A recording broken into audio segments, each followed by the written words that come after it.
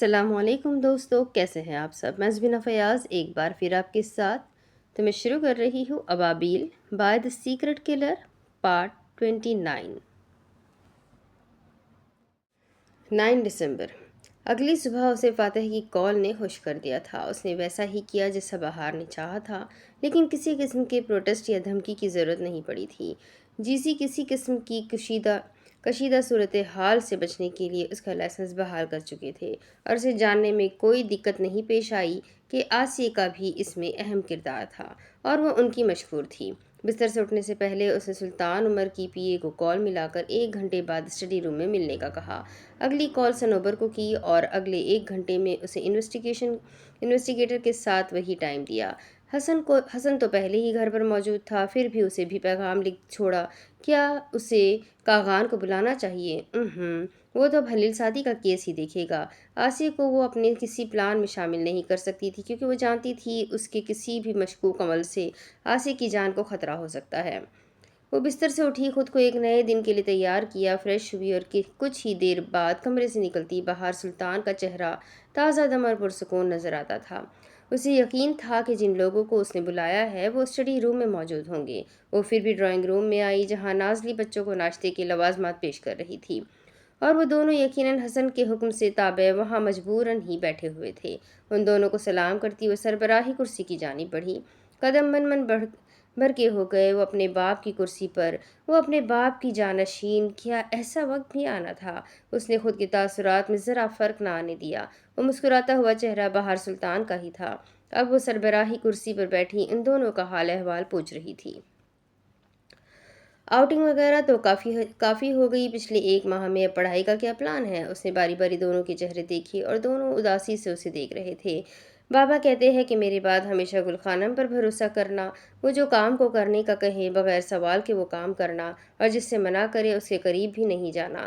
گل خانم، ہمارے بابا نے آپ کے بابا کو قتل کیا ہے، آپ ہمارے ساتھ پہلے جیسی کیوں ہے؟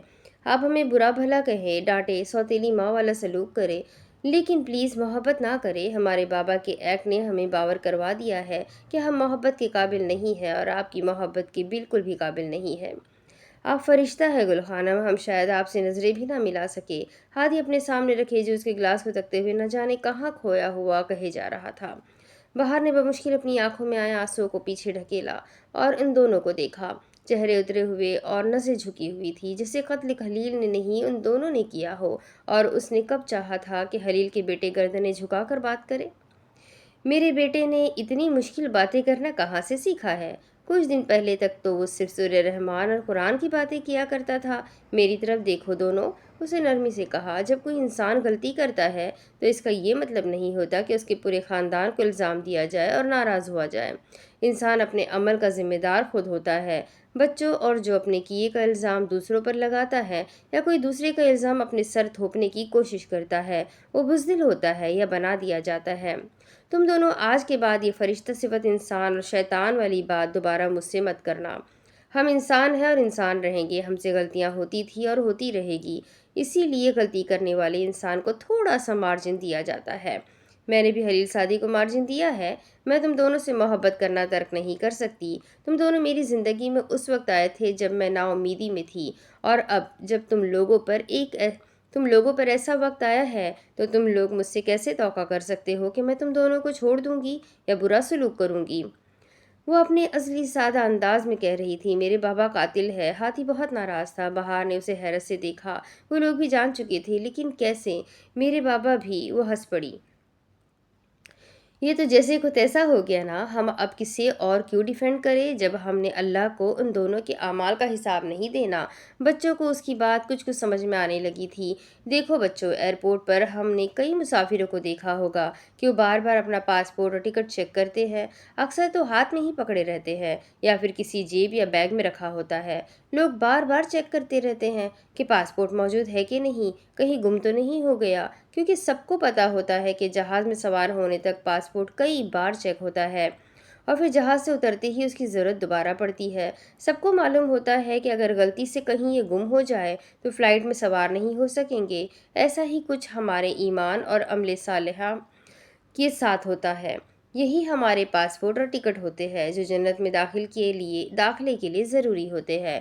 ہونا تو یہی چاہیے کہ بار بار ہم چیک کرتے رہے کہ ہمارے ایمان کی کیا صورتحال ہے اور ہمارے اعمال کیسے ہیں، چاہے وہ حقوق اللہ میں سے ہو یا حقوق العباد میں سے، ہے نا؟ حقوق العباد میں یہ بھی تو آتا ہے کہ انسانی جان ضائع نہیں کرنی۔ یہ حقوق العباد کے ساتھ غداری ہوتی ہے جس کا خمیازہ بھگتنا پڑتا ہے۔ تم دونوں کو میرے بابا کے مرڈر کے لیے کبھی کوئی الزام نہیں دے گا۔ اس نے نرم گرم سے انداز میں انہیں سمجھانے کی اپنی سی کوشش کی۔ تو کیا آپ بابا کو معاف نہیں کر سکتی؟ وہاب پوچھ رہا تھا، وہی بیٹا جس نے حلیل سعدی کا ساتھ کسی قیمت پہ نہ چھوڑنے کی قسم کھائی تھی۔ اپنے باپ کا بڑا بیٹا تھا اور اسے اب اپنے باپ کے ساتھ ہر صورت میں کھڑا ہونا تھا۔ درمیان کا کوئی راستہ تھا ہی نہیں، آر یا پار۔ وہاب، یہ فیصلہ عدالت کو کرنے دے، اس نے منت بھرے انداز میں پوچھا۔ وہ کم از کم اپنے باپ کے قتل کو ان بچوں کے ساتھ نہیں ڈسکس کرنا چاہتی تھی۔ یہاں کانفلکٹ آف انٹرسٹ آ جاتا تھا۔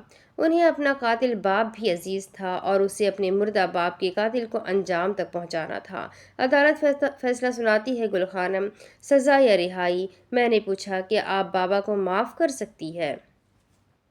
اتنے مشکل سوال مت کیا کرو۔ وہاب اپنے ناشتے کی جانب متوجہ ہو گئی۔ آپ نہیں معاف کر سکتی بابا کو؟ بھلا کوئی قتل معاف کیا کرتا ہے؟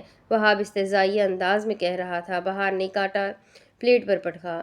نے دن وہاب، نے دن۔ کیوں وہاب کیوں؟ وہ رو پڑی۔ وہ کیسے معاف کرے؟ وہ کیوں معاف کرے؟ وہ آج تک اپنی ماں کے قاتلوں کو معاف نہیں کر سکی تو باپ کے قاتل کو کیوں مارجن دیتی؟ صرف اسی لیے کہ اس نے اپنے باپ کے قاتل سے کوئی رشتہ ہے؟ اگر ایسا ہے تو وہ اپنے باپ کے قاتل سے ہر رشتہ توڑنا پسند کرے گی۔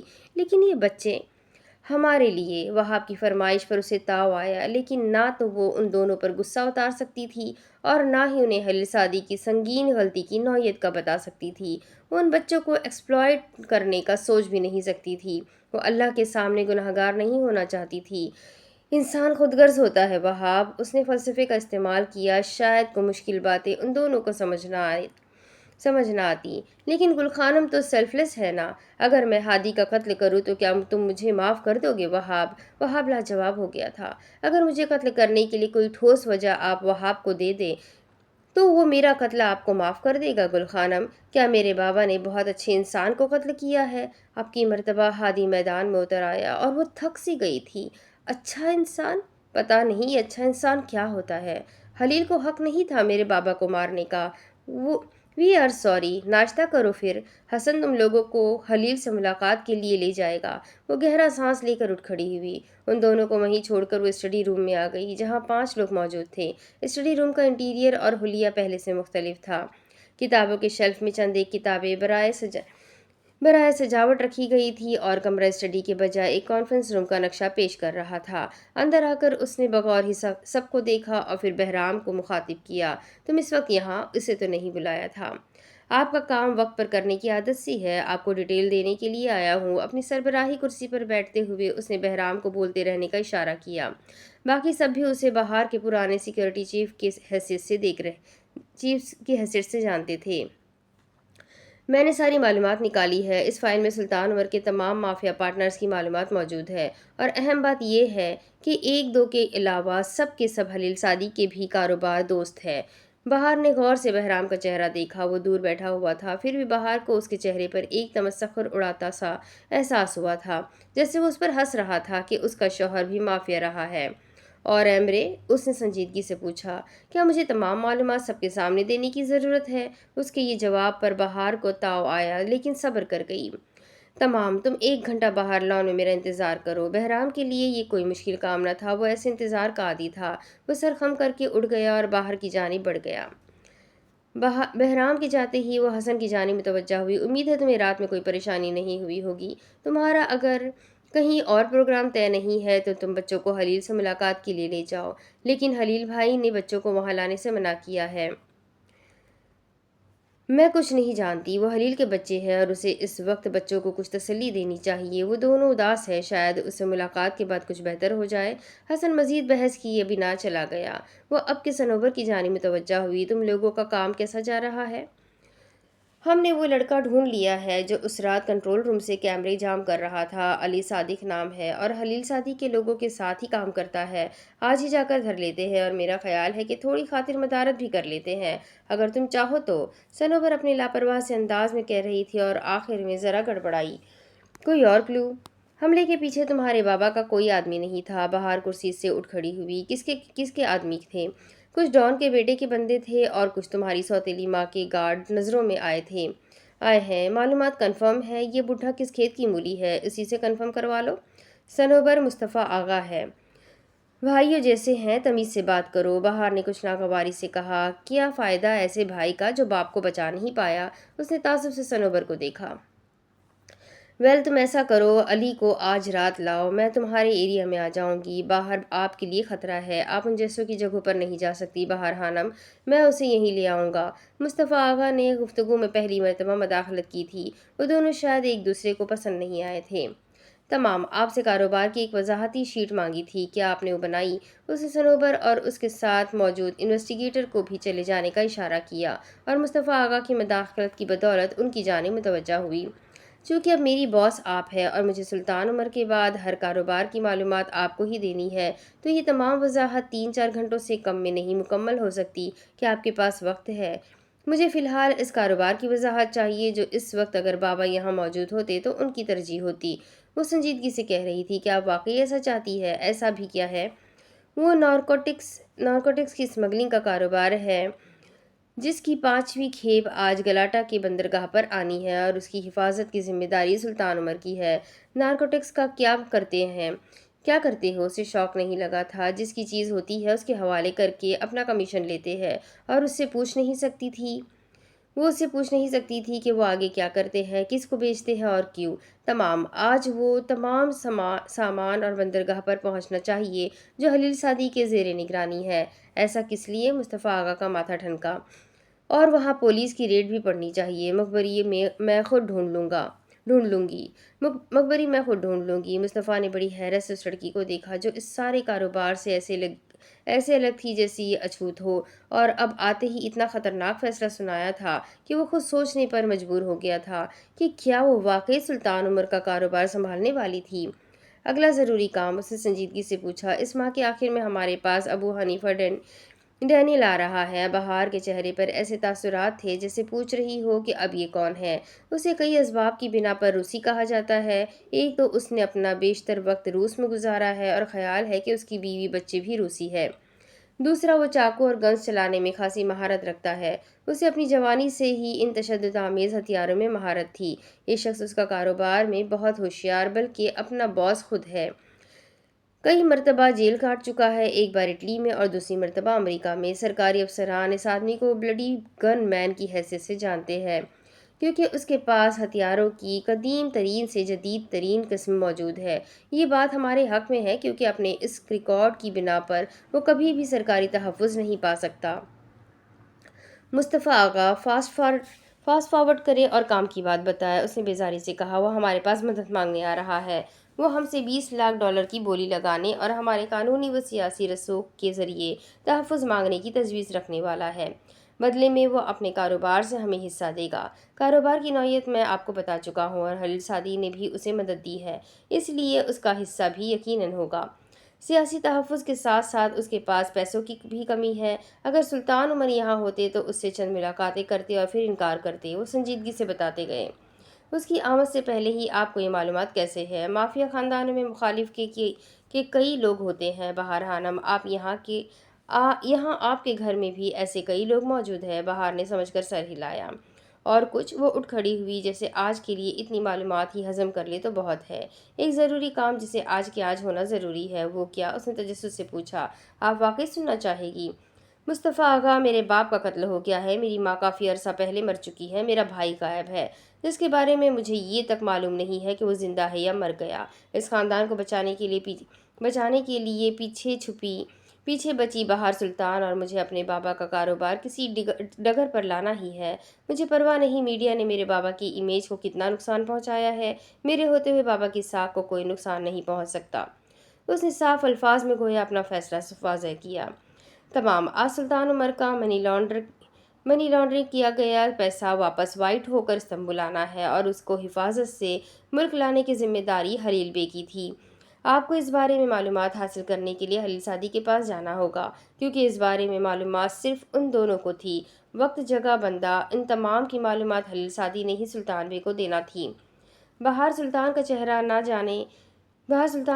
نہ جانے کس جذبے کے تحت سرخ ہو گیا۔ کیا وہ حملہ بابا نے کروایا تھا؟ مصطفیٰ آغا، اسے اپنی آواز کسی کھائی سے آتی محسوس ہوئی تھی۔ وہ ایمرے کی وجہ سے حلیل سعدی کو ناراض نہیں کر سکتے تھے۔ مصطفیٰ آغا نے روبوٹک انداز میں کہا تو بہار نے اس بات میں سر ہلا کر انہیں بھی چلے جانے کا اشارہ کیا۔ ان کے چلے جانے کے بعد وہ کرسی پر ڈھل گئی۔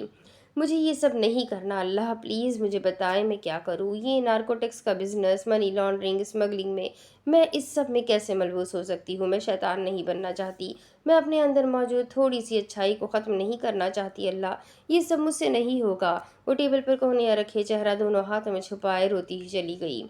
سلطان ولا سے کئی کلومیٹر دور اس جیل کی ایک تاریک ترین بیرک کی کال کوٹری میں سلاخوں کے پیچھے موجود ایک کمرہ دن کی روشنی میں بھی تاریک تھا۔ واحد روشنی اس شخص کے چہرے پر پڑتی فون کی نیلی روشنی تھی۔ کانوں میں ایئر فونز ڈالے وہ سلطان عمر کے اسٹڈی روم کا منظر خاموشی سے دیکھ رہا تھا۔ چہرے کے تاثرات سپاٹ اور سنجیدہ تھے۔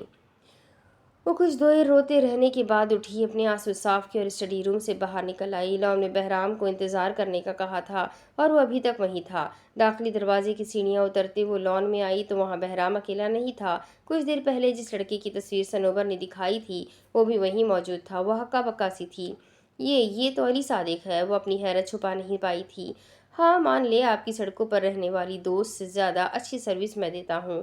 تم جانتے ہو وہ سڑکوں پر نہیں رہتی، لیکن یہ لڑکا تمہیں اتنی جلدی کیسے ملا بہرام؟ اسے ناگواری سے زیادہ حیرانی ہو رہی تھی۔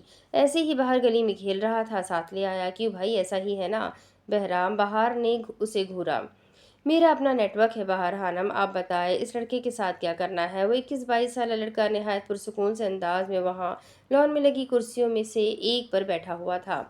اسے جانے دو۔ اس نے ایک نظر اس لڑکے کو دیکھا اور پھر بہرام کی جانب متوجہ ہو کر کہا۔ اب کہ اس لڑکے نے بھی سر اٹھا کر اسے دیکھا۔ لیکن کیوں؟ مجھے بچوں سے لڑنا اچھا نہیں لگتا۔ جب تمہیں لگے کہ اس قابل ہو گئے ہو کہ ایک عورت سے دشمنی مول سکو تو واپس آنا بچے۔ اس کی آواز میں کوئی طنز سا تھا کہ اس لڑکے کا چہرہ سرخ ہو گیا، لیکن کچھ کہے بنا وہ اٹھ کر چلا گیا۔ اسے بدتمیزی یا جواب دینے کی اجازت نہیں تھی۔ بہار جانتی تھی اس نئے جوان لڑکے کو بچہ کہا جانا کس قدر برا لگا تھا، لیکن خیر اسے کیا۔ گیٹ کے قریب پہنچ کر وہ لڑکا کسی سے فون پر کہہ رہا تھا۔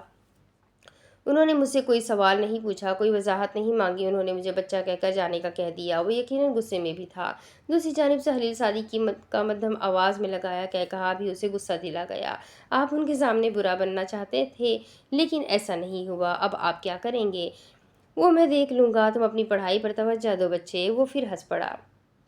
اس لڑکے نے فون بند کیا اور سلطان ولا سے باہر نکلا۔ تھوڑا سا دور ہی گیا ہوگا کہ چند ہٹے کٹے مردوں نے اسے گردن سے پکڑا اور ایک جانب کو لے گئے۔ چند جنگل نما ڈھلوان سی تھی۔ جہاں جنگل نما ڈھلوان سی تھی وہ خوف زدہ سا ہو گیا۔ کون ہو تم لوگ؟ باہر سلطان نے سلام بھیجا ہے۔ وہ صحیح طرح سے حیران بھی نہ ہوا تھا کہ وہ لوگ اسے پیٹنا شروع ہو گئے اور اس کے ادموا ہونے تک اسے پیٹتے رہے۔ ایمبولینس کو کال کر کے وہ سب وہاں سے ایسے غائب ہو گئے جیسے کبھی یہاں آئے ہی نہ ہوں۔ اس سڑک سے چند کلومیٹر دور صنوبر اپنی کار میں بیٹھی ہوئی تھی۔ فون کان سے لگا ہوا تھا اور وہ کہہ رہی تھی خبردار، جو اس بات کی بھنک بھی بہار تک پہنچی۔ اس نے علی صادق کو بہرام کے ساتھ دیکھ لیا تھا اور بہرام تو اسے لگتا ہی زہر تھا، سو اسے اپنا کام کرنا ہی تھا۔ سلطان عمر کے ولا کے لان میں واپس جھانکو تو باہر سلطان ایک فائل پکڑے ساکت سی کھڑی نظر آئی۔ شکریہ ڈپٹی حاکان۔ بہار نے سکتے سے نکل کر بہرام کو اس کے اصل رینک سے پکارا۔ میں یہ احسان یاد رکھوں گی۔ اس نے بڑی مشکل سے خود کو کہنے کے قابل بنایا۔ آپ کیا کریں گی اب؟ پہلے سسلی جاؤں گی اور پھر مافیا میٹنگ کے لیے نیو یارک۔ اس نے اپنا پلان بہرام پر واضح کیا۔ اپنے آپ کو اس میس میں مت ڈالے بہار خانم، مجھے اس میس میں بابا نے، حلیل نے، تم نے اور آسیہ نے ڈالا ہے۔ میں تو بس نکلنے کی کوشش کر رہی ہوں۔ کیا حلیل سعدی کو یہ قتل معاف کر دیں گی؟ وہ جاتے جاتے رک کر پوچھ رہا تھا۔ تم حلیل سعدی میں اتنے انٹرسٹڈ کیوں ہو؟ اس نے ایبرو سکیڑ کر پوچھا۔ بہرام ویسے ہی سپاٹ سا کھڑا رہا۔ اگر تم MIT میں کام نہ کرتے تو میں کہہ سکتی تھی کہ تم بھی اسی کے لیے کام کرتے ہو، لیکن اس وقت تم میری ایسی سنجیدہ مدد کر رہے ہو کہ میں تم پر شک کرنا نہیں چاہتی۔ اس نے نہایت صاف گوئی سے کہا۔ پتہ نہیں کیا رشتہ ہے اس کے ساتھ، مجھے اچھا لگتا ہے، اپنا سا لگتا ہے۔ وہ تعصب سے سر ہلا کر وہاں سے چلی گئی۔ بہرام اسے یہ نہیں بتا سکتا تھا کہ اس دنیا میں خلیل سعدی وہ واحد انسان ہے جسے وہ ہر طرح کا گناہ معاف کر سکتا ہے۔ وہ اس کا جگری دوست تھا، وہ اس کا جان سے پیارا بھائی تھا، وہ اس کے لیے سب کچھ کر سکتا تھا، لیکن بہار کا ایک مرتبہ بھی بھروسہ توڑنا وہ خود کو معاف نہیں کر سکے گا۔ اس کی جاب کی نوعیت ہی کچھ ایسی تھی کہ وہ سب کا پسندیدہ اور سب کے سامنے سچا نہیں رہ سکتا تھا۔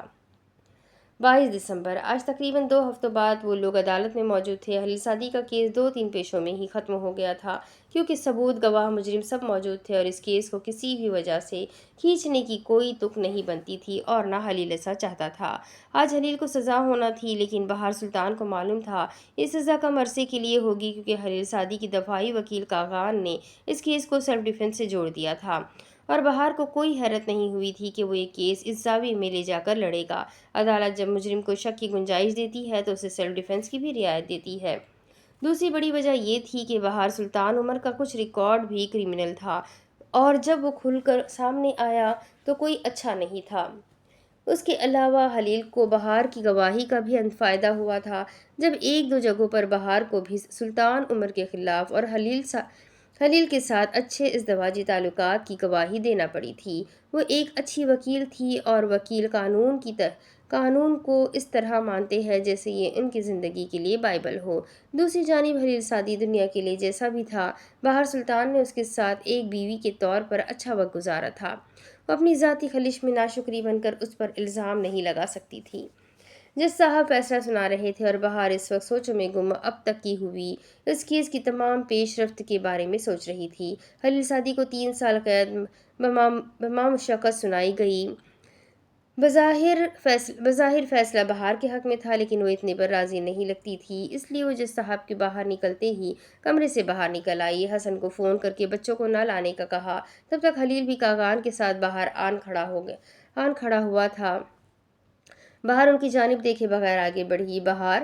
خلیل کی آواز پر اسے رکنا پڑا۔ وہ رکی پر مڑی نہیں۔ اس وقت وہ اس شخص کی شکل نہیں دیکھنا چاہتی تھی۔ اس کے باپ کے قاتل کو کم از کم پھانسی کی سزا تو ہونی چاہیے تھی۔ وہ اس سے کم پر راضی نہیں تھی۔ خلیل اس کے سامنے آ کر کھڑا ہوا تو بھی اس نے اسے نہیں دیکھا۔ کالے کوٹ میں اچھی لگتی ہو بہار، وہ مسکراہٹ روکے کہہ رہا تھا۔ کیوں؟ سزا سن کر تمہیں اس میں کوئی شیڈ ڈالنا یاد نہیں رہا؟ وہ دھنک کر بولی۔ ایسا نہیں ہے، بلکہ یہ سمپل بلیک ہے، خلیل نے اسے دیکھتے ہوئے نرمی سے کہا۔ وہ شرمندہ نہیں ہوئی۔ شکریہ، اس معلومات کے لیے میں یاد رکھوں گی۔ اس کی بات پر وہ ہنس دیا۔ بہار اس کے سائڈ سے نکل کر آگے بڑھنے لگی، جب خلیل نے اس کی کلائی تھامی۔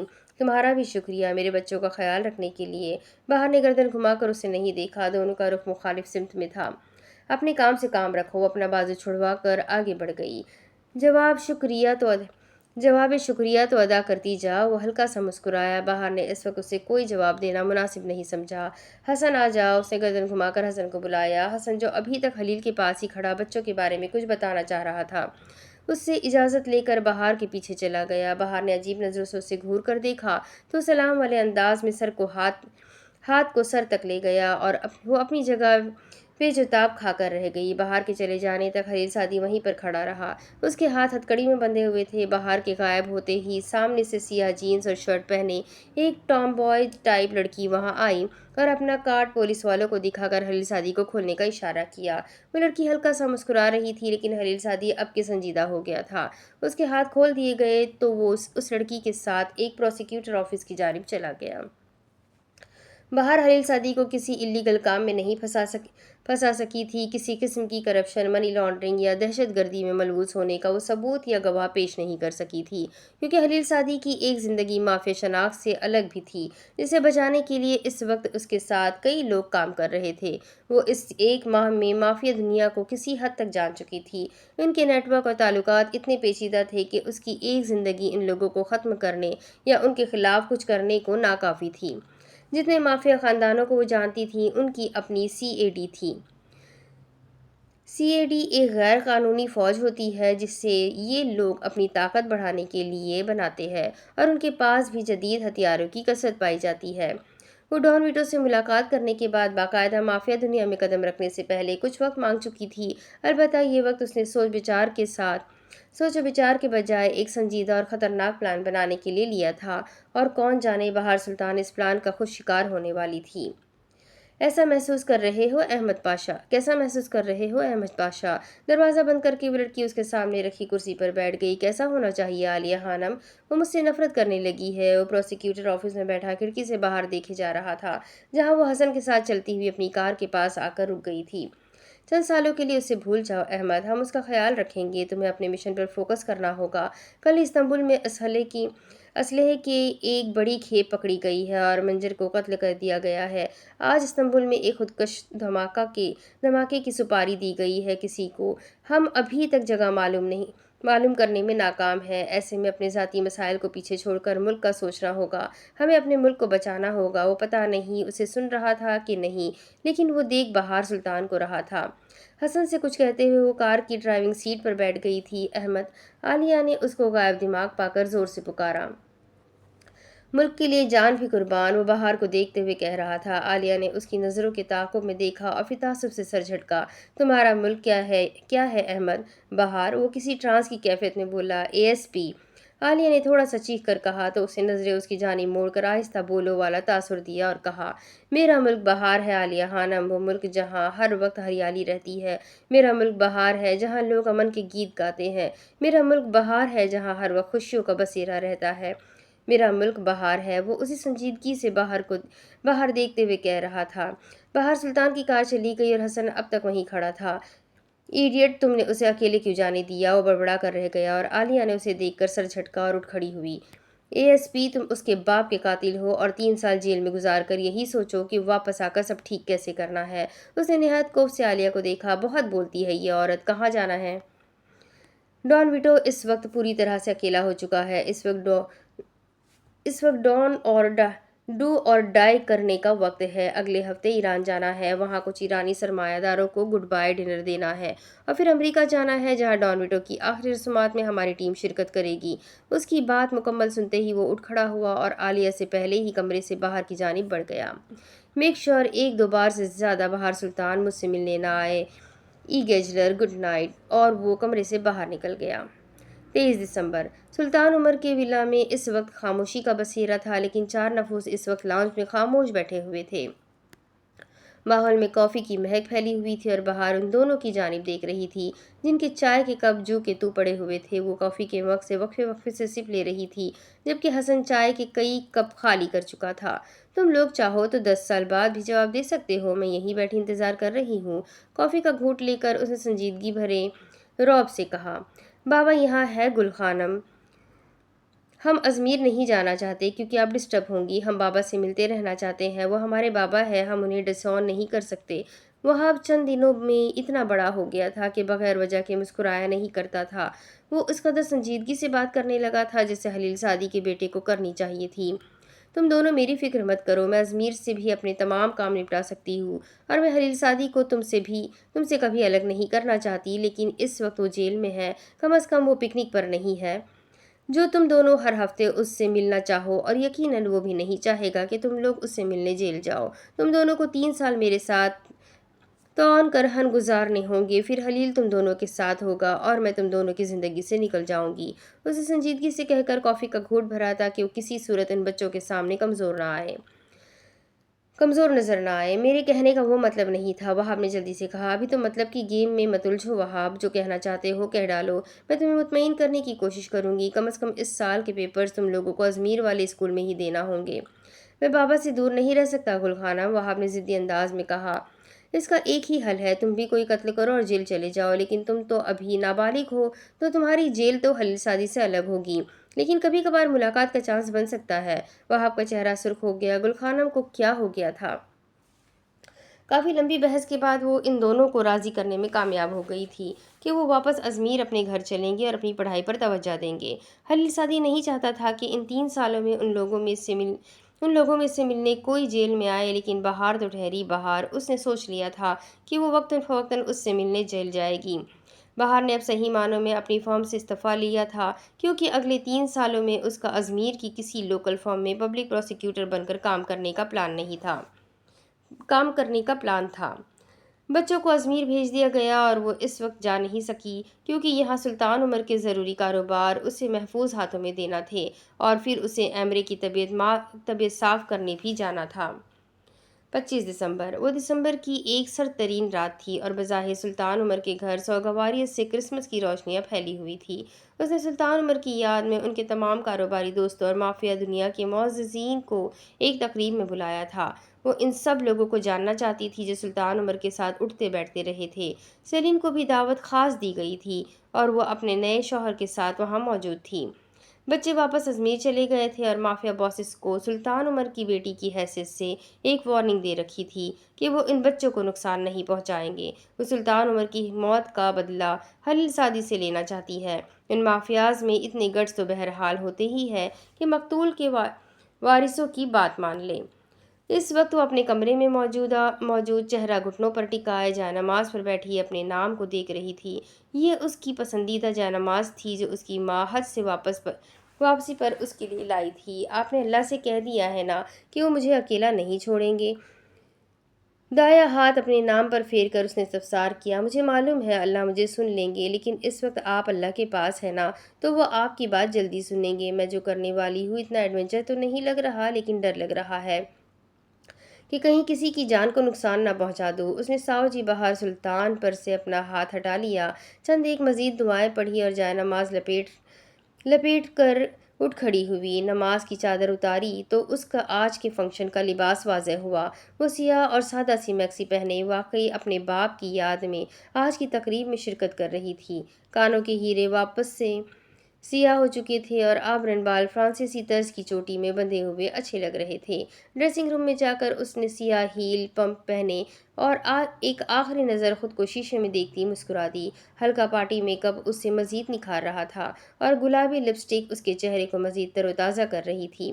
اپنی مصنوعی مسکراہٹ کو آنکھوں تک پہنچا کر اسے حقیقی تاثر دینا کوئی مشکل نہیں لگا تھا، اور وہ پھر اپنے کمرے سے نکل آئی۔ ولا کے لان میں ہی ساری تقریب کا انتظام کیا گیا تھا۔ وہ داخلی دروازے پر کھڑی بہرام کا انتظار کر رہی تھی۔ ساری تیاریاں مکمل ہے، ڈان ویٹو بھی تقریب میں موجود ہے، آگے کیا کرنا ہے؟ بہرام کو اندازہ تھا کہ وہ سب کو گولیوں سے اڑا دینے کا اندیہ سنائے گی، کیونکہ اس وقت اس کی دماغی حالت ایسی ہی تھی۔ وہ ہر دشمن کو صفحہ ہستی سے مٹا ڈالنا چاہتی تھی، لیکن وہ بہار سلطان کو کچھ زیادہ ہی انڈر اسٹیمیٹ کر رہا تھا۔ جانتے ہو بہرام، ان مافیا باسز کو سب سے زیادہ ڈر کس چیز سے لگتا ہے؟ بے عزتی سے، بہرام نے بنا تکلف کیے جواب دیا۔ انہیں اپنی بیویوں سے ڈر لگتا ہے۔ اتنے معزز ہوتے نہیں ہیں جتنا تم جیسے لوگ ان کو سمجھ لیتے ہو۔ ان کی بیویاں ان کے پول کھول دیا کرتی ہے۔ بہرام، اور ہر مافیا باس کو اپنی بیوی سے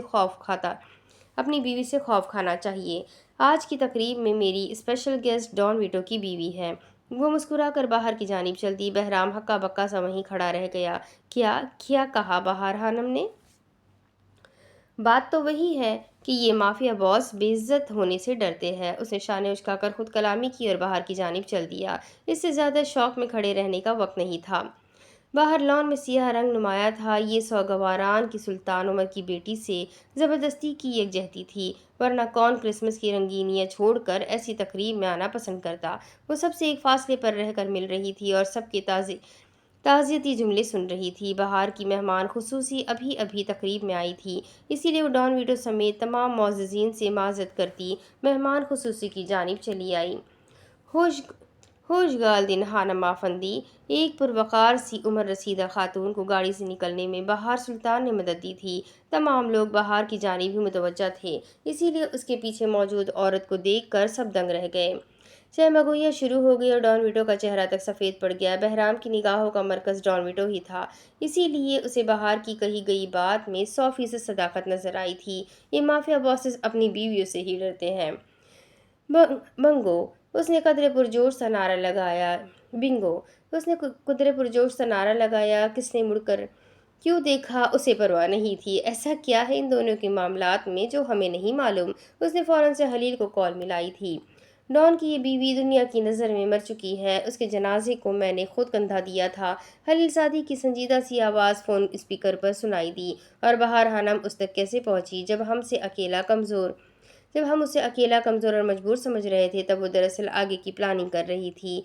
بیگ جی بہرام، اتنا تو خلیل سعدی بہار کو جانتا ہی تھا۔ یہ اب تک کا سب سے بہترین موو ہے خانم کا۔ بہرام نے دل کھول کر تعریف کر ڈالی۔ ہاں، میں بھی متاثر ہوا ہوں، خلیل سعدی بھی کہہ رہا تھا۔ ان سے ملیے ڈان ویٹو، یہ آج کی تقریب کی مہمان خصوصی ہے، اس نے مسکرا کر ڈان ویٹو سے کہا، جن کا چہرہ ایسا ہو رہا تھا کہ بہار سلطان کی گردن مروڑنے سے خود کو بڑی مشکل سے باز رکھے ہوئے ہے۔ ان کا چہرہ سخت، سپاٹ اور بے حد سنجیدہ تھا۔ سلطانہ خانم، ڈان ویٹو سے ملیے، یہ بھی میرے مہمان خصوصی ہے۔ اس نے ان دونوں کا تعارف کروایا۔ ہر کوئی ان کی جانب دیکھ رہا تھا۔ فوٹوگرافی تو ویسے ہی ان امرا کے ذاتی فنکشنز میں ممنوع تھی، لیکن پھر بھی ڈان کو یوں لگا جیسے کہیں نہ کہیں کوئی نہ کوئی ان کی تصاویر اتار رہا ہے۔ وہ پولی گامی جیسا کام کو ترکیہ جیسے ملک میں کر رہے تھے۔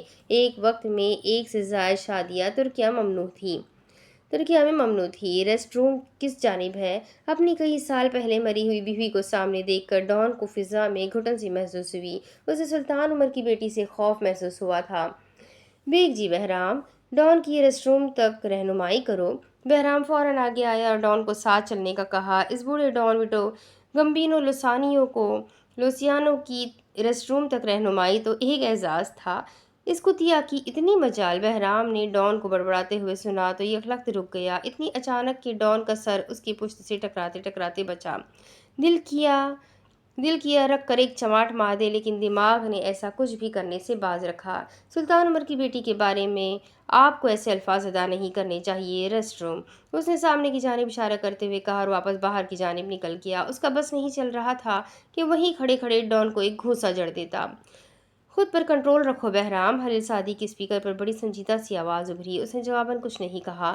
تقریب غالباً 2-3 گھنٹے تک چلی تھی اور ڈان کے جاتے ہی ختم ہو چکی تھی، کیونکہ ڈان ویٹو کو بہار سلطان سے اکیلے بات کرنے کا موقع نہیں ملا تھا اور وہ کلس کر رہ گیا تھا۔ زندگی میں کئی عورتوں سے نفرت محسوس ہوئی ہوگی، لیکن بہار سلطان کا درجہ کچھ الگ تھا کہ اس سے نفرت بھی شدید محسوس ہو رہی تھی۔ کچھ دن پہلے تک وہ بچی لگتی تھی، لیکن اب نہیں، وہ اسے بھی دیکھ لیں گے۔ پولیس اسٹیشن میں معمول کی کارروائی جاری و ساری تھی۔ ایک سینئر پولیس کمشنر کے کمرے میں وہ دونوں آمنے سامنے بیٹھے ہنس رہے تھے۔ خاقان ذرا کھل کر ہنس رہا تھا اور وہ بس مسکراتے ہوئے بے آواز اس کا ساتھ دے رہا تھا۔ تم نے اس وقت ڈان ویٹو کے چہرے پر آنے والے رنگ نہیں دیکھے، قسم سے مزہ ہی آ گیا۔ دل کر رہا تھا ساری تقریب میں لوگوں کے سامنے بہار خانم کو شکریہ کہہ ڈالوں۔ وہ جواباً ہلکا سا مسکرا دیا۔ مانو نہ مانو، ہمارا آدھا کام تو بہار خانم حل کر رہی ہے۔ میں کہتا ہوں ان کے ساتھ ہاتھ ملا لیتے ہیں، ہمیں بہت فائدہ ہونے والا ہے۔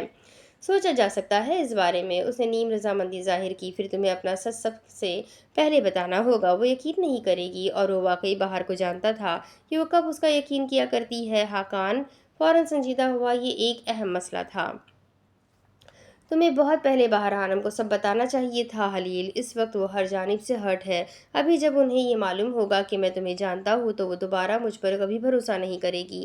یہ سب بات کی بات ہے خاقان، فی الحال تم اس کا ہر اس کام میں ساتھ دو جو وہ کرنا چاہتی ہے۔ میں تمہارا دوست ہوں خلیل، خانم یہ نہیں جانتی، لیکن پھر بھی وہ مجھ پر اتنا بھروسہ نہیں کرتی کہ تمہارے بارے میں مجھ سے کچھ ڈسکس کرے۔ ایسی لڑکی جس کی ماں کو قتل کر دیا گیا ہو، اس کا باپ یہ جانتے ہوئے بھی کوئی ایکشن نہ لے، اس کے بھائی کو اس سے دور کر دیا جائے، اس کا سیکیورٹی گارڈ، اس کی دوست، اس کا فیانسی اسے دھوکہ دے، اس کا شوہر اس کے باپ کو مار ڈالے اور اسے اس وقت چھوڑ دے جب اسے سب سے زیادہ اس کی ضرورت ہو، تو کیا وہ کسی تیسرے شخص پر اتنی آسانی سے یقین کر لیا کرتی ہے؟ خاقان، تم نے انہیں نہیں چھوڑا، بس غلط فہمی رکھا ہے، جو تمہاری غلطی ہے۔ میں انہیں دھوکہ نہیں دے رہا تھا، صرف اپنی ڈیوٹی کر رہا تھا، کیونکہ عامر کو ہر صورت بہار سلطان کو اپنی ٹیم میں لینا تھا۔ عامر سیف آبی نے کبھی مجھ سے ذکر نہیں کیا۔ وہ چونکا۔ ہاں، بہار ایک عرصہ ہمارے ساتھ کام کرتی رہی تھی خلیل۔ اس کی فوج سے نفرت کو کون نہیں جانتا۔ بس اسے یہ سچ دکھایا کہ اس کی ماں کسی قسم کی کوپ میں نہیں ماری گئی تھی۔ بہار نے کئی سال پہلے یہ بات بتائی تھی۔ تو کیا تم لوگ اتنے سالوں سے بہار کو جانتے ہو؟ وہ حیران ہوا۔ हाँ, बाहर ने शादी में आमिर के कहने पर की थी। खलील सादी का चेहरा ही एकदम तारीक पड़ा था। मकसद क्या था? वो थोड़ा सा आगे को झुककर संजीदगी से पूछ रहा था। डॉन वीटो तक रसाई तमाम। तुम मुझे उल्लू समझ रहे हो हाकान? डॉन वीटो तक रसाई बहार सुल्तान को मेरे करीब रहने से कभी नहीं मिल सकती थी। तुम आज अनकराह चल रहे हो, तुम बात बदल रहे हो। उसने दो बदू जवाब दिया। हमें कुछ ज़रूरी कामों और लोगों से निपटना है। क्या तुम साथ दोगे? पहले कब साथ छोड़ा? वो उठ खड़ा हुआ, यानी हाकान चाह रहा है कि वो अभी उससे कुछ ना पूछे तो वो नहीं पूछेगा। वो प्रोटोकॉल्स फॉलो किया करते थे। बहार ने उससे शादी किसी दबाव में नहीं की थी। वो एक मोटो लेकर उसकी ज़िंदगी में आई थी। कमरे से निकलते हुए उसे हल्का सा चक्कर आया था, लेकिन उसने दीवार को थाम लिया था और चंद लम्हे उसी दीवार से टेक लगाकर खड़ा रहा था। जब ज़िंदगी में सहारा देने वाला कोई ना हो तो इंसान को खुद उठ जाना चाहिए। किसी अजनबी के आने का इंतज़ार नहीं करना चाहिए। अब इसके आगे की कहानी मैं आपको अगले वीडियो में सुनाती हूँ कि आगे क्या होगा, आगे कैसे खलील सादी की सच्चाई बाहर के सामने आएगी और क्या कुछ इस नावल में बाकी है। ये सब कुछ जानने के लिए मेरे साथ बने रहें। अगले वीडियो में फिर मिलेंगे।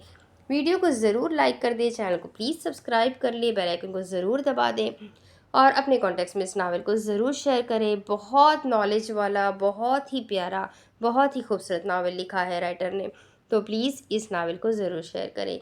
मिलते हैं अगले वीडियो में, तब तक के लिए अपना खूब सारा ख्याल रखें, मुझे भी दुआ में याद रखें। अल्लाह हाफ़िज़।